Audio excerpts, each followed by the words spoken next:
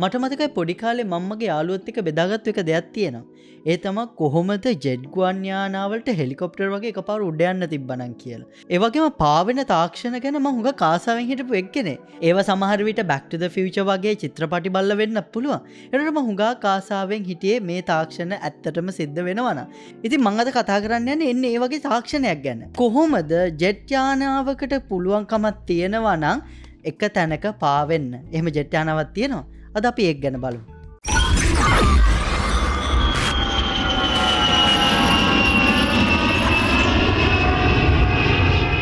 ඔයාලගේ වටිනා කාලෙන් සුළු මොහොතක් දෙන්න මට පොඩි දෙයක් මතක් කරන්න. මේ channel බලන 160.2ක් මගේ channel එකට subscribe කරලා නැහැ. ඉතින් ඔයාලා කැමති නම් මගේ channel එකට මම මේ දෙන විස්තර වලට දැනුමට කැමති නම් subscribe කරන්න. මේක මට motivation එක. ඔයාලා දැනටම subscribe කරලා නම් බොහොම ස්තුතියි. අපි යමු ඊළඟ section එකට. අපි අද කතා කරන්න යන ගුවන් යානා වර්ගය F-35 Lightning II කියන ගුවන් යානය. මේකට හැකියාව තියෙනවා අහසේ පාවෙන්න. එක තැන හිටලා තියෙන. අපි හරියට බැලුවොත් අපිට පේන්නේ එක තැන අහසේ ගුවන් යානයක් හිටවලා තියෙනවා වගේ. ඉතින් මේක වෙන්නේ කොහොමද? මේකට අපිට මේ තාක්ෂණය හදන්නේ Rolls-Royce එකේ lift fan කියන තාක්ෂණය තමයි මේකට යොදන්නේ. මම මේ වීඩියෝයේ දේවල් කිහිපයක් කතා කරනවා. පළවෙනි එක තමයි කොහොමද මේ ජෙට් එන්ජින් එක වැඩ කරන්නේ කියලා. සරලව මොකද මේක ගැන මම ලොකු වීඩියෝ එකක් කරලා තියෙනවා. දෙවැනි දේ තමයි මේ F-35 කියන ගුවන් යානය කොහොමද පාවෙන්න හදලා තියෙන්නේ කියලා. ඒකට සම්බන්ධ පද්ධති ගැන මම කතා කරනවා. ඉතින් අපි බලමු දැන් මේ ජෙට් ගුවන් යානයක එන්ජිම වැඩ කරන්නේ කොහොමද කියලා. මම මේක සරලවම කියන්නම්. මම මොකද මේක ගැන එක වීඩියෝ එකක් කරලා තියෙනවා. ඒකේ මම ගැඹුරට ගිහිල්ලා උගන්වනවා කොහොමද මෙතනින් මෙතනට වෙන්නේ කියන දේ. හරිද? පළවෙනි දේ තමයි අපි දැනගන්න ඕනේ නිව්ටන්ගේ තුන්වෙනි නියමය. නිව්ටන්ගේ තුන්වෙනි නියමය තමයි හැම ක්‍රියාවකටම ඊට සමාන ප්‍රතික්‍රියාවක් තියෙනවා කියන එක. නැත්නම් මේක අපි ඉංග්‍රීසියෙන් කියනවනේ every action has an equal but opposite reaction කියන එක. මේක අපිට සරලවම මවා ගන්න ඕන. අපි බැලුමක් පුම්බලා අතහැරියොත් ඒ බැලුම වටේ යනවා. ඇයි මොකද ඒ අපි පිම්බපු තැනින් මේ හුළඟ වේගයෙන් එළියට යනවා. එතකොට ඒ යන එකට අපිට ප්‍රතික්‍රියාවක් හම්බෙනවා. ඒ ප්‍රතික්‍රියාව තමයි මේ බැලුම ඉස්සරහට යන එක. මේ යන එක නැතුව ගිය ගමන් බැලුමත් නවතිනවා. ඉතින් ගුවන් යානා ඔක්කොම වලම එන්ජින් ඔහොම තමයි වැඩ කරන්නේ. හැම ක්‍රියාවකටම ඊට සමාන ප්‍රතික්‍රියාවක් දෙනවා. දැන් අපි ජෙට් එන්ජිමක් බලමු. හුළඟ ඇදලා ගන්නවා ඇතුළට. මේක පළවෙනියටම එන්නේ සම්පීඩන කුටියට. නැත්නම් කම්ප්‍රෙසරේ කියනවා. මේ සම්පීඩන කුටියෙන් ගිහිල්ලා පීඩනය වැඩි වෙලා ඒ වගේම ටෙම්පරේචර් එක නැත්නම් උෂ්ණත්වය වැඩි වෙලා එනවා දාහන කුටියට නැත්නම් කම්බෂන් චේම්බර් කියලා කියනවා. මේ දාහන කුටියට යන්න ඉස්සෙල්ලා මේ හුළඟ එයාලා ඉන්ධනත් එක්ක මික්ස් කරනවා. මේ ඉන්ධනත් එක්ක මික්ස් කරද්දී එයාලා නිකන් ඉන්ධන යවන්නේ ඉන්ධන ස්ප්‍රේ කරලා අරින්නේ. ඉතින් මේ ඉන්ධනත් එක්ක මිශ්‍ර වෙච්ච රස්නේ හුළඟ මේ කම්බෂන් චේම්බර් කියන එක නැත්නම් දාහන කුටිය ඇතුළට යනවා. මෙතනදී මොකද වෙන්නේ? අපි ඉග්නයිටර් එකකින් දැල්වීමක් දෙනවා. මේ දැල්වීමට ලොකු පිපිරීමක් වෙනවා මේ කම්බෂන් චේම්බර් එක ඇතුලේ. ඉතින් මේ පිපිරීමක් වෙද්දී අපි හැමෝම දන්නවා මෙතන චාලක ශක්තිය වැඩි වෙනවා කියන එක. ඉතින් මේ චාලක ශක්තිය වැඩි වෙනවත් එක්කම අපි මේක එක්ස්පෑන්ඩ් වෙනවා කියනවා. එක්ස්පැන්ෂන් එක කියන්නේ මොකද්ද? එක්ස්පැන්ෂන් එක කියන්නේ අපි ඕනම දෙයක් අපි හිතමු ටෙස්ට් ටියුබ් එකක් අපි අරගෙන ඒකට රස්නේ වතුර දාලා බැලුමක් ඒක උඩින් දානවා. මොකද වෙන්නේ? මේ බැලුම පිම්බෙන්න ගන්නවා. ඇයි මේකට අපි එක්ස්පැන්ෂන් කියනයි රස්නේ හුළඟ නැත්නම් රස්නේ මොලිකියුල නැත්නම් හුළං අණු එකපාර පුදුම ශක්තියක් ඇවිල්ලා මෙයාලා ලොකු වෙන්න ගන්නවා. සමා වෙන මම ඉස්සෙල්ලා ඔයාලට වෙන ශක්තියක් කිව්වා නම් මේ කම්බෂන් චේම්බර් එක නැත්නම් දහන කුටිය ඇතුලේ හැදෙන්නේ තාප ශක්තිය නැත්නම් තර්මල් එනර්ජි කියලා කියනවා. මේක අර උෂ්ණත්වයත් එක්ක එක්ස්පැන්ෂන් එකත් එක්ක කොහාටද යන්නේ? ටර්බයිනයට. ටර්බයිනයට ගියාම මෙතන මොකද වෙන්නේ?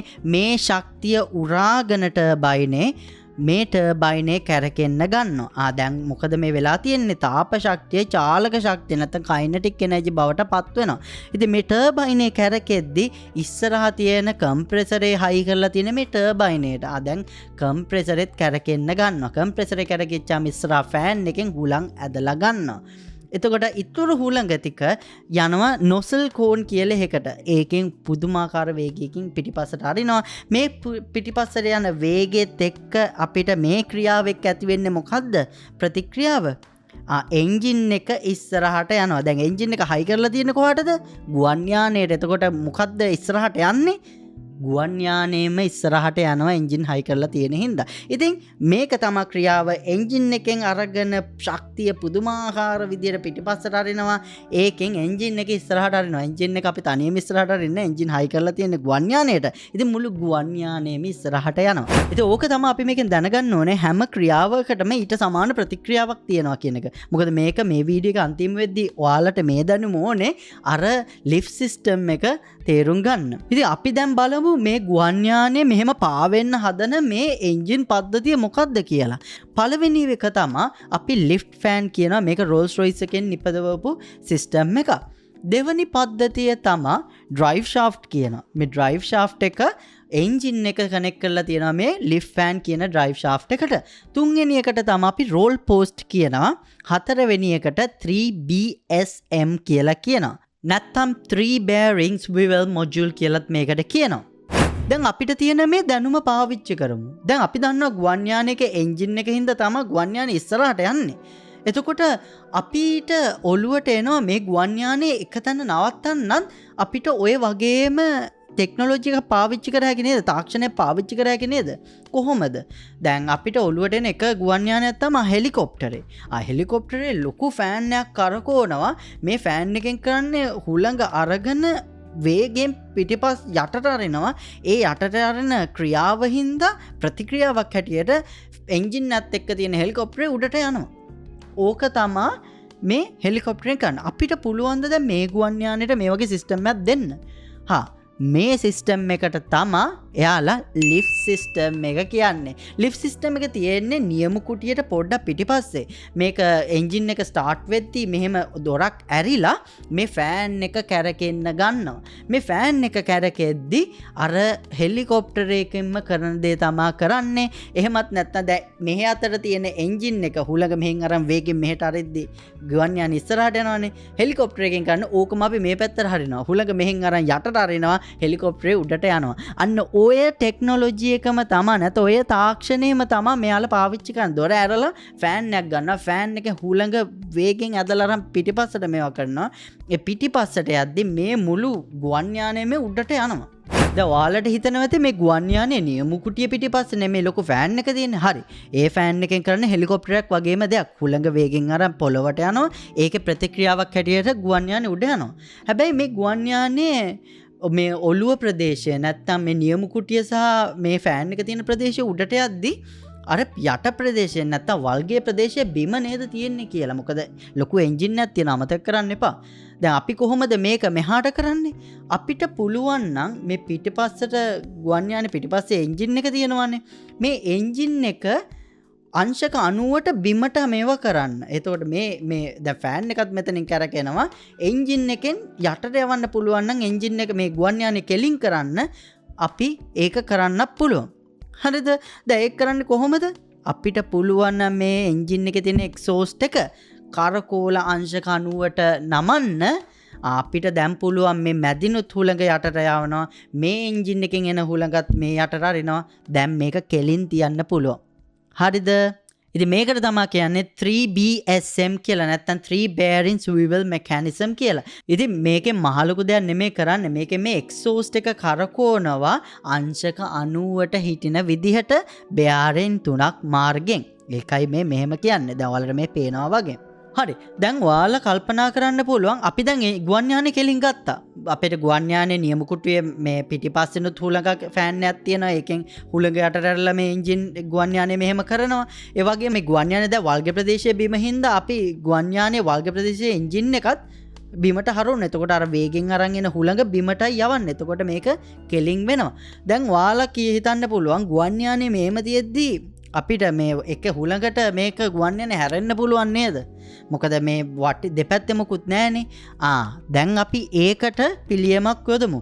අපිට පුළුවන් නම් මේ එන්ජින් එකෙන් ගන්න හුළඟින්ම භාගයක් මෙහෙන් යටට අරින්නයි මෙහෙන් යටට අරින්නයි. දැන් අපිට මෙහෙම තටු දෙක එහාට මෙහාට වැනෙන එකත් අපිට නවත්තන්න පුළුවන්. ඇයි අපි එන්ජින් එකකින් ගන්න හුළඟෙන් භාගයක් අරගෙන එක තට්ටකින් යටට බිම අරිනවා. අනිත් පැත්තෙනුත් එන්ජින් එකෙන් අරගෙන යටට බිම අරිනවා. ඉතින් දැන් මේකට තමයි මේ රෝල් පෝස්ට් කියන්නේ. රෝල් පෝස්ට් එකෙන් කරන්නේ එන්ජින් එකෙන් හුළඟ අරගෙන බිමට අරිනවා තටු දෙක ප්‍රදේශයෙන්. එතකොට මේ ගුවන් යානයේ මෙහෙම හැරෙන එක නවතිලා මේක කෙලින් බැලන්ස් වෙනවා. එතකොට දැන් අපිට කොයි තැනකින් හුළඟ බිමට යනවද? අපිට ගුවන් යානයේ නියම කුටිය පිටිපස්සෙන් හුළඟ බිමට යනවා. ගුවන් යානයේ වල්ග ප්‍රදේශයෙන් බිමට හුළඟ යනවා. ඒ වගේම මේ තටු දෙක ප්‍රදේශයෙන් බිමට හුළඟ යනවා. දැන් මේ ගුවන් යානය හරි බැලන්ස් එකේ තියෙන්නේ. දැන් අපි දන්නවා මේ සිස්ටම් එකේ දේවල් හතරක් තියෙනවා. පළවෙනි එක තමයි ලිෆ්ට් ෆෑන් කියන එක. ලිෆ්ට් ෆෑන් කියන්නේ නියම කුටියේ පිටිපස්සේ තියෙන ලොකු ෆෑන් එක හුළඟ අරගෙන බිමට වේගෙන් අරිනවා. ඉතින් මේ යන ක්‍රියාවට ප්‍රතික්‍රියාවක් හැටියට ගුවන් යානයේ මැද ප්‍රදේශයේ නැත්නම් නියම කුටියේ පිටිපස්ස ප්‍රදේශයේ ඉස්සෙන්න ගන්නවා. ඉතින් මේත් එක්කම අපිට වල්ග ප්‍රදේශයේ උඩට ගන්න එක සමානව උඩ තියාගන්න එපා. ඉතින් අපි මොකද කරන්නේ මේ එක්සෝස් කියන එකත් අංශක 90ට බිමට හරවනවා. එතකොට මේ දෙකම එක සමානවට එනවා. එතකොට අපි කොහොමද මේ ගුවන් යානේ අපි මේකට කියන රෝල් කියලා රෝල් වෙන එක නවත්තනවා කියනවා. ඒක කරන්නේ කොහොමද? තටු දෙකේනොත් බිමට හුළඟ අරිනවා වේගෙන්. එතකොට මේ තටු දෙකත් සමානව මේවා වෙනවා. හරි අපි දැන් සිස්ටම් එක දන්නවා. අපි දැන් මේ එක සිස්ටම් එකක් අපි යා කරමු මේ හරි මුළු පින්තූරේ ගන්න මේ සිස්ටම් එක වැඩ කරන්නේ කොහොමද කියලා. ඉතින් දැන් පළවෙනි දේ මේ ලිෆ්ට් ෆෑන් එක කැරකෙනවා. මේ ලිෆ්ට් ෆෑන් එක කරකවන්නේ කොහෙන්ද?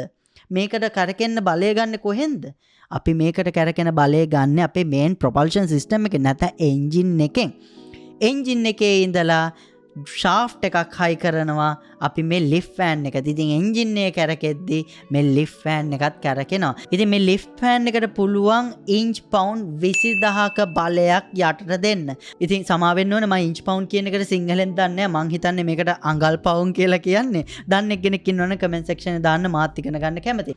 ඉතින් ඉන්ච් පවුන්ඩ් 20000ක් මේ ලිෆ්ට් ෆෑන් එකෙන් බිමට යනවා. ඉතින් මේ 20000 ඉඳලා තමයි උඩටත් යන්න අපිට 20000ක බලයක් හම්බෙන්නේ. හරි දැන් ලිෆ්ට් ෆෑන් එකේ අපිට 20000ක් හම්බෙනවා.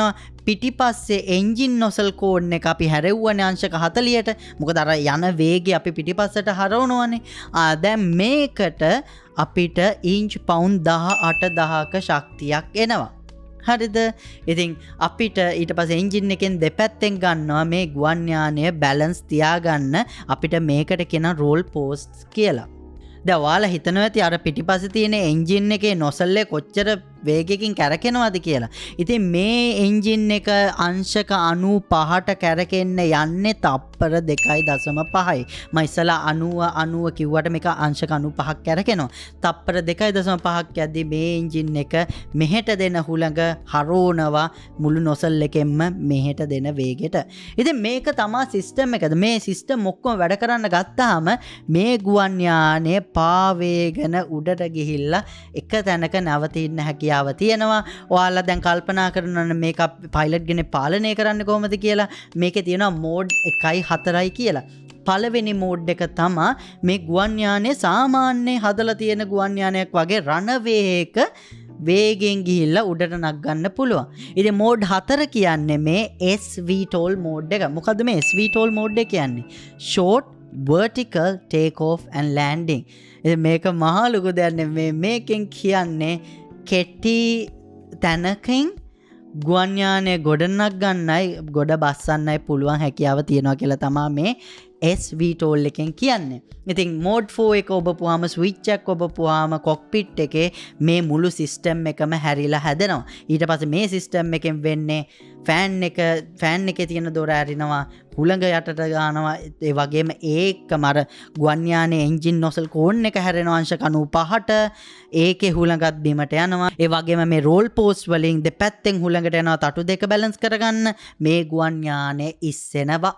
ඉතින් මේ විදිහට තමයි මේ ගුවන් යානය F-35 Lightning II කියන ගුවන් යානය අපිට එක තැනක පා කරන්න පුළුවන්. ඉතින් පයිලට් ඇවිල්ලා මේ ගුවන් යානයේ ජොයිස්ටික් එක ඉස්සරහට හැරෙව්වොත් මේ ගුවන් යානය පහළට යනවා.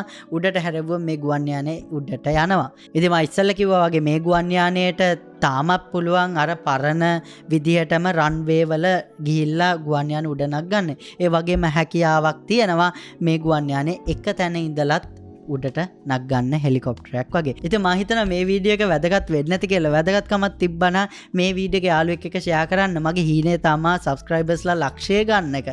මොකද ලක්ෂයක් ගත්තොත් මට හම්බෙන අර සිල්වර් ප්ලේ බටන් එක. ඒක තමයි මට දෙන එකම මේක මම මේ දේ හරියට කරනවා කියන එක. ඔයාලා බලපු හැම දෙනාටම බොහොම ස්තුතියි. මම තව වීඩියෝ එකක් ලබන සතියේ එන්න. එතකන් keep fixing.